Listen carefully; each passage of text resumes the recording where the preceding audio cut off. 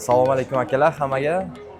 Shu el qatori biz Dubayga kelib ishlayapmiz. Dubay Mallda retail sohasida. Qanchadan beri Dubaydasiz Jamshid? Dubayda 2 yildan beri ishlayapman shu retail sohasida. Hozirda Lacoste brendida ishlayman Dubay Mallda. Undan oldin Legoda ishlaganman. Ish vaqtlari qanaqa Dubay Mallda sotuvchilikda? Ish vaqtlari kompaniyaga qarab belgilanadi. Masalan, bizning kompaniyada ish vaqtimiz 7 soat ish, 1 soat break bo'ladi. Break bu obed vaqtini beradi. 6 kun ish, 1 kun dam bo'ladi. Boshida ish topishda qiyinchiliklar bo'lganmi sizda?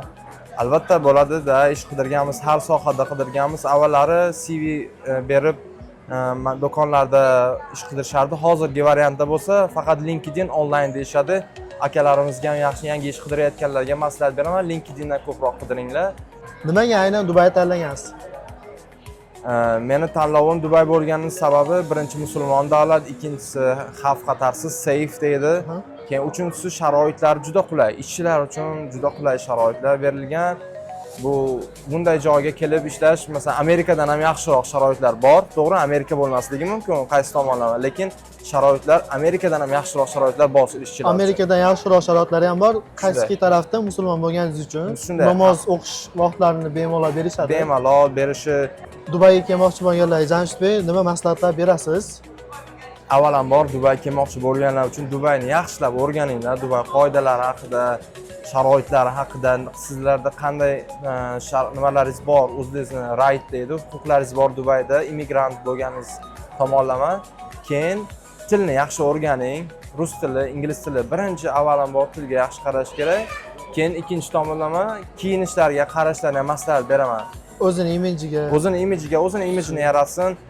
Kiyinishiga qarasin, chunki Dubay bu o'sha luxury hozirda juda populyarni bo'lgan. Hozir bu yoqda odamlar siz bilan gaplashish, siz bilan muloqot qilish uchun kiyinishingizga birinchi e'tibor beradi, keyin siz bilan gaplashadi. Ishga olayotgan vaqtda ham intervyu ham kiyinishingizga, o'zingizni qarashingizga, soch soqolingizga qaraydi, keyin siz bilan intervyuda gaplashadi. Faqat nima deydi, imij faqat intervyu uchun bo'lishi kerak emas. Nafaqat intervyu uchun, ish jarayonida ham, hayotingizda ham o'zingizga qarab yursangiz, ancha erkak kishi uchun yaxshi baribir. Ancha erkak kishi. Oliy daromadlar ham qiziq. Shu sohada oliy daromadlar qancha, yo'q bo'lmasa o'zingizni oliy daromadingizni ayta olasizmi? Xo'p, bizda retail sferamizda oyliklar boshlanishi 1,5 ming dollardan boshlanadi. Pozitsiyasiga qarab, keyin sizning qobiliyatingizga qarab. Boshlanishi masalan eski kompaniyamda 1,5 ming dollar orasida edi. Keyin yana ko'tariladi. 1,5 mingdan 2 ming, 2,5 ming dollargacha ko'tariladi. Step by step shuna yildan-yilga bir qadam tepa chiqasiz brendlarga qarab. Oylik xarajatlari qanaqa bo'ladi endi? O'zingiz oylik xarajatingiz qanaqa? Hammada har xil xarajat bo'ladi. Keyin xarajatingiz ham rayoningizga bog'liq, qayerda yashashingizga bog'liq. Masalan, Barshada ancha arzonroq turadi, Marinada, downtownda ancha qimmatroq turadi. O'rtacha xarajati bir kishi uchun shu bo'lsa kerak 1,5 ming dirham deb o'ylayman. Ovqat yeb ichish bu narsalar uchun. Agar shopping qilmoqchi bo'lsangiz, shu 400-500 dirham yana oyiga ekstra ketadi. Ekstra qo'shilib ketadi. Shunday. Primern 2 ming dirham. Maksimum 2 ming dirham mazza qilib ovqat yeb ichishingiz, mazza qilib aylanib, bolalar bilan dam olishingizga yetadi. Bu kvartira included bo'lmagan. Yo'q, kvartira alohida bo'lasa, yana kvartiradan tashqari 2 ming dirhamga yaxshi yashasa bo'ladi Dubayda. Endi общий расход где-то 1 ming dollar chiqadi baribir. Endi kelajakdagi rejalaringiz qanaqa?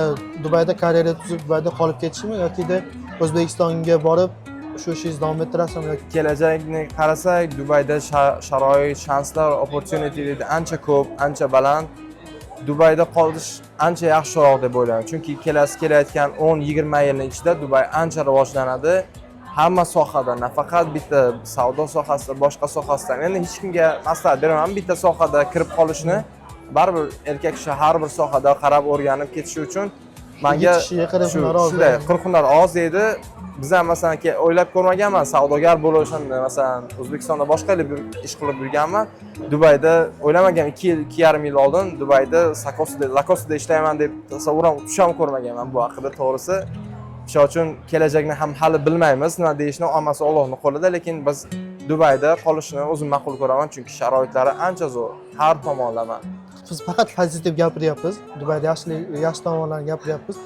Qiyinchiliklari haqida ham ozgina gapirib berasiz.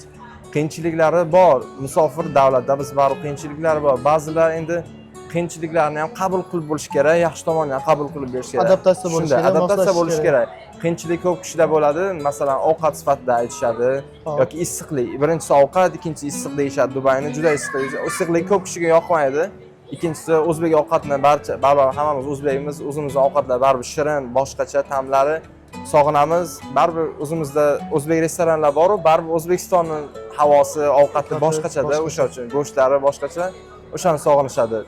Lekin ishga kirishdagi jarayondagi qiyinchiliklarcha ko'pchilik sразу kelib kiraman ekan yo bo'lmasa kelib o'qib keta olmayman ekan degan da narsalar ham bo'lyapti. hech narsa bir oson bo'lmaydi. Siz pozitiv hayotda qarasangiz, hayot ham sizga pozitiv qaraydi. Yaxshi nazar bilan birov bilan gaplashsangiz, suhbat qilsangiz, u odam ham siz bilan yaxshi gaplashadi. O'sha Niyatingizga uchun qarab turib Dubayga kelib yaxshi niyat bilan, yaxshi настроенияda, yaxshi o'sha motivatsiya bilan kelish kerak. Noqon yomon xayollar bo'lmasligi kerak. Yordam so'rash kerak. Asl eng zo'r narsa bu yordam so'rash. O'zimizning akalardan keling bir ikki kishi yordam bermasa ham aytmaslik kerak, "Ha, yordam bermadi, o'zbek bo'lib yordam bermadi." Kerak emas. Balkim uning sharoiti boshqachadir, balkim o'sha kun настроенияsi bo'lmagandir. O'shani adaptatsiya qilib, tushunib, birovni chunki musofir yurtamiz, tushunib, o'rganib, akalardan o'sha kimda experience kattaroq, hozirgacha biz o'rganamiz. O'zimizdan kattalardan so'rab, maslahat olib, ulardan o'rganamiz. bu yerga kelgandan keyin o'zlari kattalardan iloji boricha maslahat olib, Shunday maslahat olish kerak. unga rioya qilish kerak. Kattalar ham o'zimizdan o'tib ketsin ukalarimiz deb maslahat beradi. Men hamma ko'rgan akalarim, o'zimizdan akalarim deyman, hammasi menga maslahat beradi. Yaxshi o'rinda bo'lgin, bizdan ham o'zib ketganda, yaxshiroq o'rgangin bizdan ham deb o'sha sferani har bir sohani maslahat berishadi. Shu. Do'stlar, Jamshidbekni ko'rdinglar, Dubai Mallda Lacoste brendida sotuvchilik qilib ishlaydi 2 yildan beri. Savolinglar bo'lsa bemalol qoldiringlar.